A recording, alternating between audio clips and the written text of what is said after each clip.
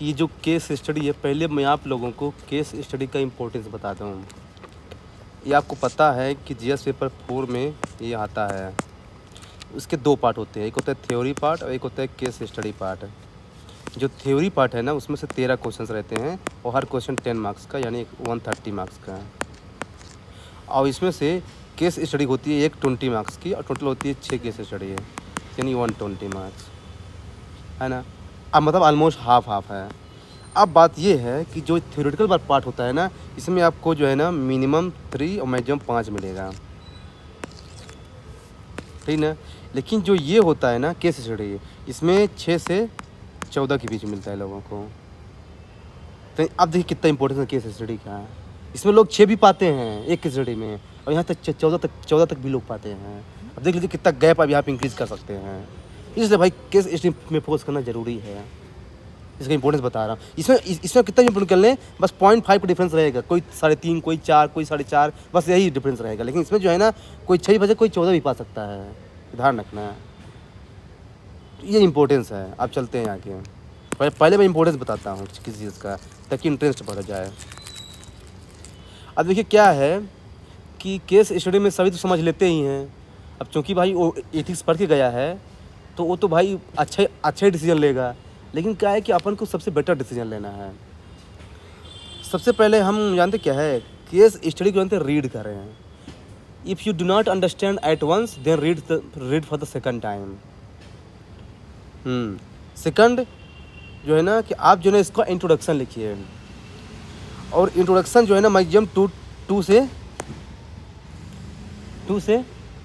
3 line का होना चाहिए। जैसे मान लीजिए कि कोई केस स्टडी है जो जहाँ पे इसकी बात है पब्लिक इंटरेस्ट और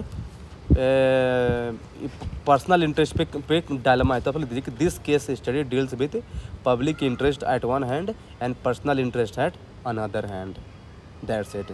इससे ज़्यादा आपको इंट्रोडक्शन में कुछ नहीं करना है, बस यही है। फिर सेकंड है स्टेक होल्डर। एक चीज़ ध्यान रखिएगा, इसमें लोगों को कन्फ्यूजन होता है कि यदि क्वेश्चन स्टेक होल्डर पूछा है तब तो लिखना ही पड़ेगा, और यदि नहीं पूछा है तब भी क्या लिखना चाहिए, यस तब भी लिखना चाहिए। इसका रीज़न मैं बताता हूँ। इसका रीज़न ये है कि जानते क्या है, अगर आप केस स्टडी बिना पूछे भी लिख रहे हैं ना, तो इससे एग्जामिनर को ये पता ये मैसेज जाएगा कि ये आदमी जो है ना केस स्टडी को अच्छे से समझ गया है, तभी जो है ना ये एक स्टेक होल्डर को पहचान गया है। लेकिन एक चीज़ ध्यान रखिएगा, कोई भी किसी भी स्टेक होल्डर को छोड़िएगा नहीं। अगर किसी भी स्टेक होल्डर को छोड़ दिए ना, तो इससे नेगेटिव इंप्रेशन जाएगा कि आप जो है ना अच्छे से केस स्टडी नहीं पढ़े हैं, और दूसरा चीज़ कि आपका इंक्लूसिव अप्रोच नहीं है। तो इसलिए ध्यान रखना कि जब भी आप केस स्टडी पढ़े ना, तो जितने भी स्टेक होल्डर मिले ना उसको राउंड करते जाइए। जैसे मदर, फिर मीडिया, गवर्नमेंट, लाइक दैट, जो भी आए ना उसको अंडरलाइन करते जाइए, ताकि जब उसको लिखें तो आपको सीधे में अच्छा ये स्टेक होल्डर, ये स्टेक होल्डर है। ये तीसरी चीज़ आइडेंटिफाई किया जानते क्या, एथिकल इशूज या फिर डायलेमा।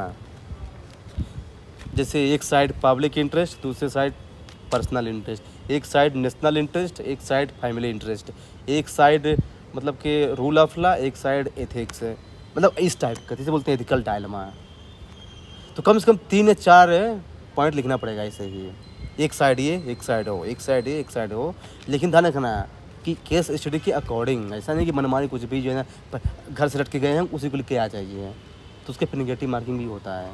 हम खुद काट देते हैं नंबर से कोई करता है तो, चूँकि मुझे पता है भाई ना को रट के आया होगा, लिखा है भाई। जो क्वेश्चन के अकॉर्डिंग, मतलब तरीका बता रहा हूँ मैं, बाकी क्वेश्चन के अकॉर्डिंग आपको उसको फ्रेम करना पड़ेगा। इसके अंदर क्या है, ऑप्शंस, कि हमारे पास ऑप्शंस क्या है, फ्रेम द ऑप्शंस। तो ये जो ऑप्शंस होते हैं ना, आप लिखिए जैसे ऑप्शन नंबर 1, जैसे मैंने आपको लोगों को एक चीज़ बताया था कि वही अरे कल वाला ही है,